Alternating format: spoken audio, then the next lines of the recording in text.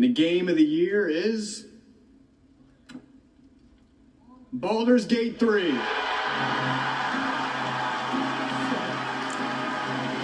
Say cheese, buddy. Game of the year, let's go! And the game of the year is We all know what it is. Come on. Tell me. Baldur's Gate 3. No! No! No! It's Spider-Man! It's Spider-Man! It's Spider-Man! Bro, be serious right now. Be serious right now. It's Spider-Man! Bro, tell me right now. Tell me right now. Have you ever played Baldur's Gate 3? Have you ever played Baldur's Gate 3? So as many of you have seen, the Game Awards were held, and Baldur's Gate 3 won Game of the Year, and many, many other awards. To those who played the game, or even just watched in-depth Let's Play of it, it really came to no shock. However, I've seen a number of reaction videos, and I showcased a couple here, where there are people who are genuinely mad about the decision. Now, a game like Spider-Man was nominated 8 times and won nothing, which I can recognize as a devastating thing to feel if you really enjoyed the game and you felt like it was deserving of something. But for those of you who are mad about losing Game of the Year, to me that says they either felt like they had something to prove by seeing Spider-Man 2 or Zelda Tears of the Kingdom be selected, or quite simply, they just didn't play Baldur's Gate 3. Now, a quick note before I go further, my intention is not to call out or pick on Saint Mareza or Faja Uno here.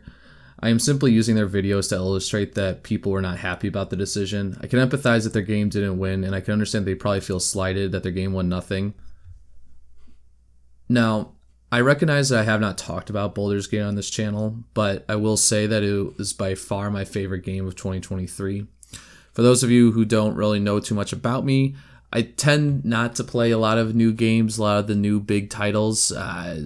All my content, as you can see, is Europa and Crusader Kings, and truthfully, that does reflect my play style a lot of times. I'm a bit of an older gamer, so I like to just kind of turn my mind off and just relax and play a game. I tend not to play a ton of super publicized or high octane games, or let alone talk about it here in mediums such as this, just because it's not really my cup of tea. But now going back to Baldur's Gate. The depth of the story and the ability you have to change the outcomes is just breathtaking. It's insane. Multiple times I had to put down the game simply because I felt like I was exhausted from weighing one decision after another. Everything feels so important, and you just know that depending on how certain things go, how certain battles are won or lost, it can change the whole trajectory of the game, the whole storyline. There are things that in my gameplay that I have going on right now will have no similarity to what one of my friends has or what you played it through. And that to me is so insane. It just means that everyone will have a unique playing experience, and we can all take away something different from Baldur's Gate 3. In the past, I've tried to play Baldur's Gate's predecessors, Baldur's Gate 1 and 2, and other games similar like Pillars of Eternity, but I always found myself losing interest. All these games have a lot of content, but are very limited in their engagement from the game to the player, from the screen to the person. And unless you find yourself heavily steeped into the lore of things like Dungeons and Dragons, I've constantly found myself turned off by the pages and pages of reading you have to do just to move through these games. Baldur's Gate 3 changed this by investing heavily in the storytelling and acting that the characters take on. And it is so much more engaging from you as the player based on this voice acting and these cutscenes. They are some of the most spellbinding storytelling mediums I've ever experienced inside of a game, and they do such a good job at this.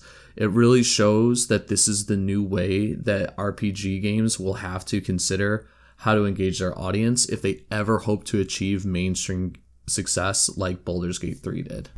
Now, seeing people so mad about Baldur's Gate winning Game of the Year or behaving like it's some kind of super nerd game that was undeserving is disappointing. I will say that. I'll admit I have not played Spider-Man 2 because I do not enjoy superhero-themed content, and I didn't play Zelda Tears of the Kingdom because I personally enjoy the old style of Zelda games. but I do recognize their value and contribution to the gaming culture when we so often have been let down by developers. However, I do think it's important to speak for many that when you play the first hour or two of Baldur's Gate 3, you immediately recognize that it is something different. This is a game that will set the pace for years to come on how good games should really feel in the RPG and adventure space, and even many other genres as well.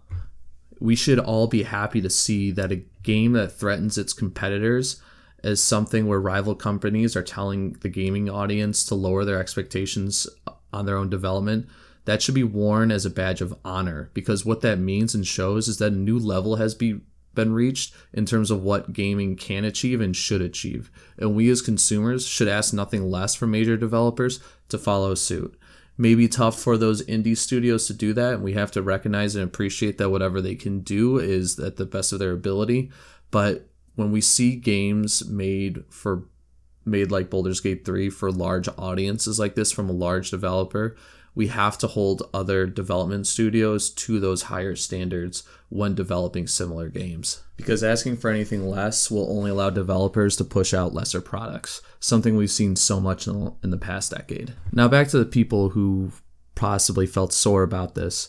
I would ask them to ask themselves why they cannot appreciate another game for its quality, even if it doesn't suit their personal gaming tastes.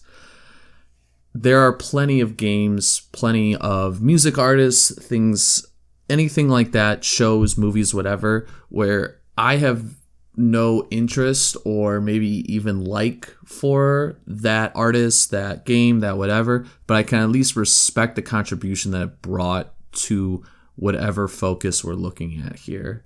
And so what I would ask for them, and I think it's a sign of maturity, is to recognize that there's no harm in not liking a game or a person or an artist, but appreciating that it is important to other people. And when it gets honored for that, that you can also find in your heart to respect that decision. But that's all I have to really say about the matter. It's been a long time since I've posted a video like this, kind of expressing my own opinion on the state of the gaming industry. And I've certainly never reacted to other people's reactions before either. But hopefully this was something that you found interesting. Hopefully that the reason why many of you might be asking, this is just Last Mohican, why should I bother about listening to him?